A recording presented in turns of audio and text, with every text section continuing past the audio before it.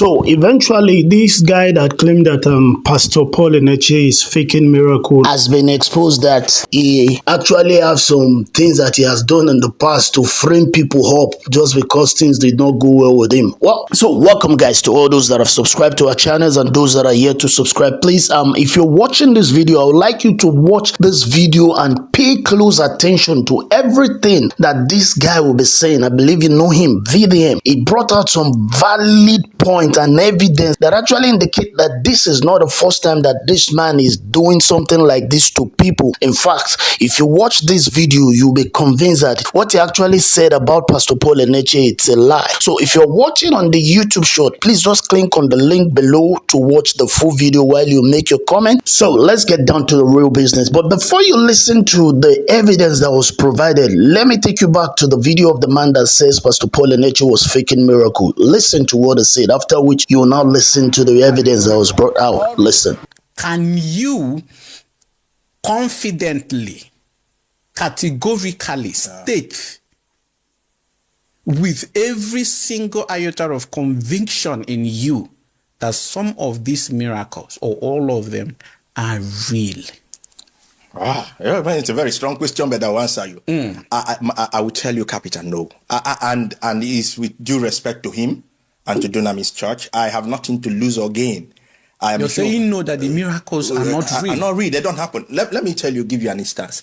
One major reason why I left is the frustration I had. After healing and deliverance service, we have more people that need healing than people that came for healing. I don't know whether you got me. After the healing service, you see people still want to see daddy for prayer. People, I need to drink water. Please drink water. People frustrated. You could see frustration. And as a pastor, you know, because when daddy has gone, the wahala now is left for us because they have to meet us. Oh, pastor, please, I need to see daddy. I brought this person. I brought that person. And people, I'm like, whoa, where do I start from? Like, you could see pain. So what you're saying is that the real people, the real sick people that were brought for healing do not receive healing, but then strangers receive healing. Is that what you're saying? Now, you see, let me tell you something. When you're on the stage, it's different from reality. When you are in a crowded atmosphere, charged with, you know, disco light and bam, bam, bam, or the music is slow, your emotion is being tapped into. It's different ball game when the lights are off and you have to face reality. Now, most time when people, there's what I call environmental influence. For instance, if you are where Burna Boy or Davido or Michael Jackson is doing event and maybe you had malaria or maybe headache, you could be carried away with the dance. You won't even remember you had headache. Or it is after the whole thing when everybody make with the go house now. Like, what? This thing, they disturb me. It's back. That is when reality comes. Or maybe you are in a stadium and they say, a tiger is here. If you're not careful, a cripple will jump a fence. A cripple will jump a fence. That is true. A tiger is here, or a lion is here. People will do the unthinkable. Now, that is what I call the environmental effect. So when pastors or maybe Dr. Paul and is doing all of that, you see that emotion. So pastor, it is after the lights are off. Now the same person now is okay. Walk now.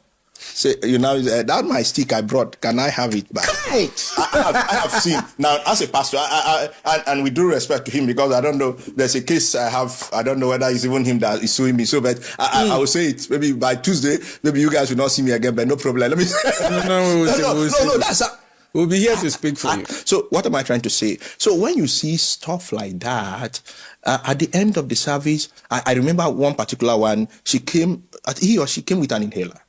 And he said, the asthma is gone, And after the service, someone is choking.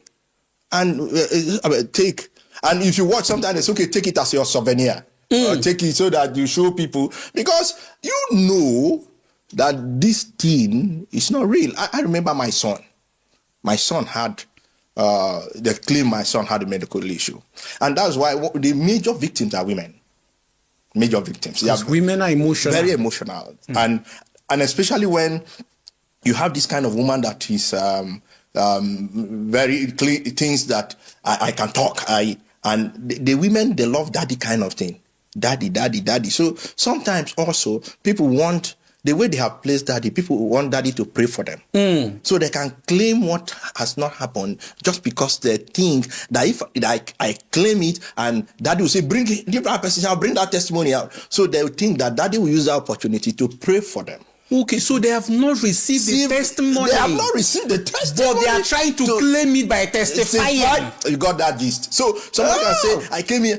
All they want is so that daddy, because to them, daddy have some power. And if I remain, because daddy wouldn't want you to come testify when you are not healed. So you have to claim you are healed so that daddy can lay his hand and use you, and camera will capture you for the whole world to see, and you are trending. You are trending. I remember there was a video that was posted by a man that claimed to be a soldier. I think we criticized that video and they pulled it down. And I'm still challenging them if they can still bring forth that video. The man claimed that they shot him and he didn't enter. And later it was find out that it was cigar light he used to. even Dr. Paul Eneche himself felt scammed. All right, you've heard that. So now listen to the evidence that was brought out against this man. Listen to it very carefully.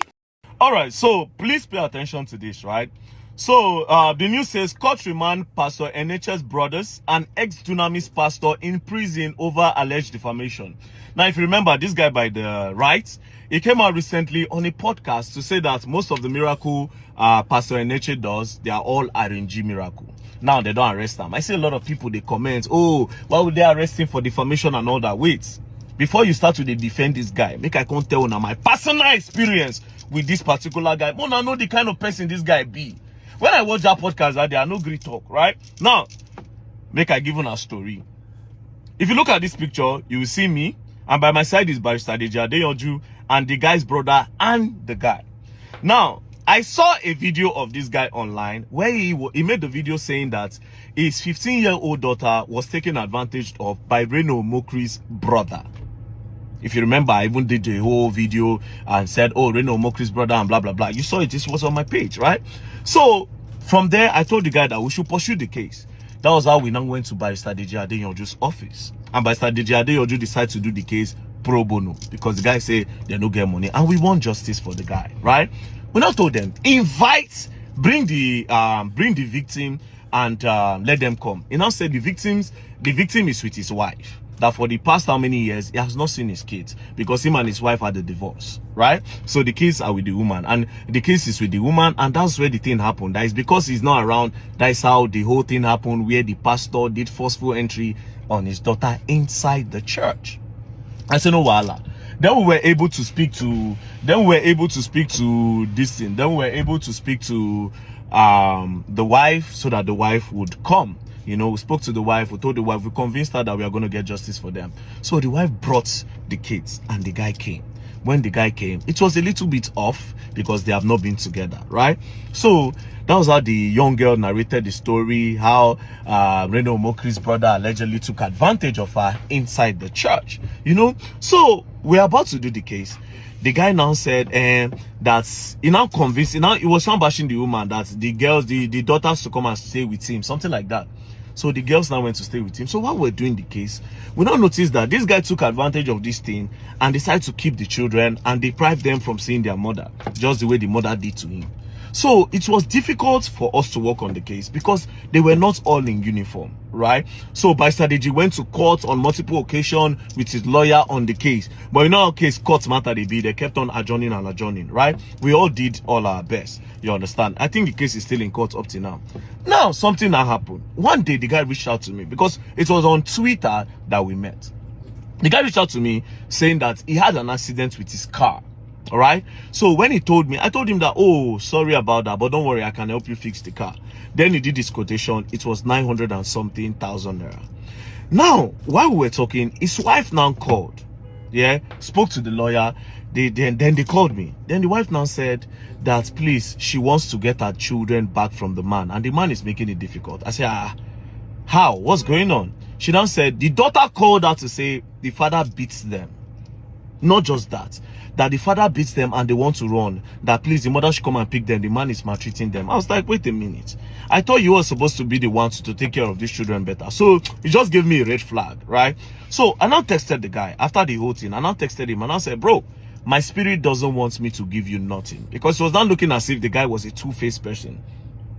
I said, my spirit doesn't want me to give you nothing. Now where will I enter? Now see the gist. He said, to be frank with you, if you tell me that it's your spirit, then I am so disappointed. I was a pastor for 20 years and pastored in Dunamis, which resulted in my divorce and my children misbehaving because of their mother. Today, I am a humanist.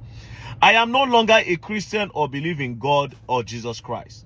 In my little way, I have spoken and helped folks even when I didn't have money. Right now, Ijele Speaks is in detention and I am among the few speaking up for him.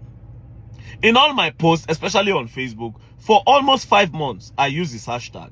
I have been to DSS Asokoro, FCID Area 10 Suleja Correctional Facility, all for speaking against criminal pastors. And today, I am a man that fights, and today, a man that fights like me, except he has more opportunities than me financially, telling me his spirit doesn't even allow him to assist me. What is the entitlement for? Anyways, let's move on. And tomorrow we criticize politicians and bad leaders. You are only working with what you heard about me. You don't know me, brother. As a humanist, my joy is when I help others. If you are in trouble, I will speak for you in my little way. I don't discriminate. As long as you are human, you are my brother. Now today, you know, brother, one love. I didn't respond. Another day, sent another message. He said, my fellow brother is profiling me. You don't even know me. How then do we build a better society? Brother, I beg you to review your decision. All I need is financial assistance to stand in my hustle. I didn't respond. Then he went on saying, when I had that accident, that I hit a deep phyllox with my younger brother, in the voice note, I called you. You didn't, but I was able to come out. I called you when my new wife had a child. I called you. You didn't respond. I came out. Now I am begging you to help me again. Brother to brother, help me. I didn't respond. Another day, he sent same day, he sent another message. He said, okay, even your Bible, Jesus was not led to help a poor woman. But she asked, even if it's the crumbs, give me. Jesus sharing that helper. Brother, even a crumb, help me stand, I beg. I didn't respond. He sent another and said, okay, brother, I live in Jukwe. Can we meet and talk one-on-one? Please, maybe you will have a rethink, brother. I didn't respond. He said, brother to brother, you go help or you go block me. For now, I don't have an option. Soon, I know you will marry and you will understand. My ex-wife made me see Pepe. I lost cars, properties, and my children temporarily. I won't give up on life. I must succeed. My brother assisted me in being part of my story. I didn't respond. He sent another and said, brother to brother, okay, give me for a hired purchase. I will pay 30K every week. I am ready to write undertaking and I will bring guarantors. Please, I want to hustle. I didn't respond. Then he said, bro to bro, the way you are profiling me because I asked your assistance. If Don Jazzy profiled you the same way, would he have given you the financial assistance? I remember you criticized him, but he looked away from all that to assist you. But today you are profiling an innocent brother. What is my offense? Is it because I asked you to verify your Facebook account? Is it because you assumed to know my relationship with my ex-wife and children? I didn't respond. He sent another one. If thousands of Nigeria donated to Rattle accounts, and that included me, profile you, do you think we would have contributed? Why do you choose to be hard on me when you don't know me? I didn't respond. Then that same day, he now sent me a car. He now said, good day, distinguished bro. I saw this post of this car for sale. I spoke with her and she said it will go for 1.3. Please send it to you in your name and let me pay you 30K every week. I will bring guarantor and sign any agreement you want. I beg, staying at home without income is painful. I didn't respond. Then he said on December 6th, he said, good morning, distinguished brother. Have you changed your mind? I didn't respond. Then he said, bro to bro, you wicked though. Then he went on saying, on the 8th of December, he now said, well, can you refund my donation to the Rattle bank account? I thought you had everyone in mind. Not knowing that you profiled me, he now sent me a receipt of the 500 naira he sent to the NGO account. He now said, "This is my receipt. Please refund my money. You are not what I thought you are." I didn't respond. He now sent me a throwback picture of myself, which I posted online. He said, "This is your picture and your transition. The same way you could tell me that your spirit is not allowing you to give me nothing. If others profile you the way, would you be where you are today? To be honest with you, you are opposite of what you display online. Please refund my money." I still didn't answer.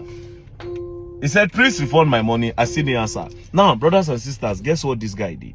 This guy now went to do a YouTube video, and he now titled it, "This is my personal experience with very dark man and how he scammed me, part 1. You see how everything went? First of all, he tried to emotionally blackmail me because I told him my spirit does not want me to give him. Tried to emotionally blackmail me. It didn't work. He gaslighted me. It didn't work. He said a lot of things. It didn't work. He tried to manipulate me. It didn't work to give him money. And this is where it resulted to. He now started with blackmail. And now he now started with trying to defame by saying, "Oh, I tried to scam him." Just imagine. So you will see the kind of person he is. So can you imagine the one where nature don't go through for this guy? If me will try to help you, where you can't say they do first entry on your daughter, I don't know you from anywhere. I carry you go meet Barrister DG. Barrister DG spending time. He carrying lawyers. Everything. 1 naira was not paid. And you come out, can't go make video. Say, "I scam you." Because you tell me I give you money. I tell you, say my spirit no allow me. So imagine the kind of person he is. That means true. My spirit's no lie. That means everything his wife accused him of is true. He's a manipulator. So before now they say, "Hey, may they leave her." Now so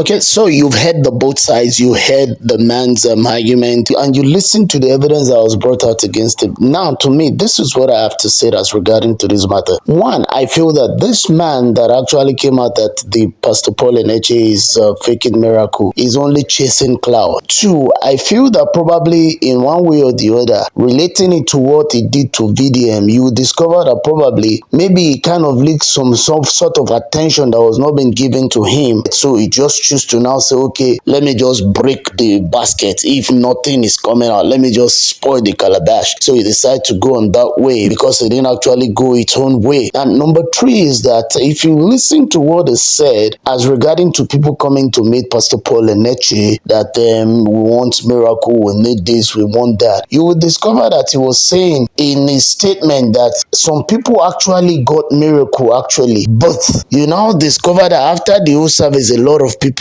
were still on ground that have not gotten their own miracles. Now, this is the thing. Everybody on a crusade ground or in a service cannot get a miracle at the same time. In fact, even when Jesus was still alive, while he was healing, you will see that it is just only few among the crowd that actually received their healing, that they actually testify about healing. So it's not possible for everybody to receive their healing at the same time. It's not. In the days of the Bible, it's not even everybody that got their healing at the same time. There were still a lot of people that still needs to be healed in the days of the Bible, and a lot of people, but yet Jesus still did some remarkable things and he's still doing it till now. So the fact that it's not everybody or one or two people came and met you that this thing actually happened, this one happened, and you now feel you want to tag it as a way of that miracles are not happening. What about those that theirs actually happened? The girl with the crocodile skin, that one cannot be fake. Everybody knows that. So there are a lot of testimonies that actually was presented on Pastor Paul Eneche. I don't attend this church, but that we have seen that this one, even a blind and a deaf person, we know that this one cannot be fake. All right. So that's just what I feel at my own. So it's just only been bittered. That's my own point of view. I feel it's just been bittered. Maybe some things didn't go its own way, or because one or two pastors actually did not really like him, and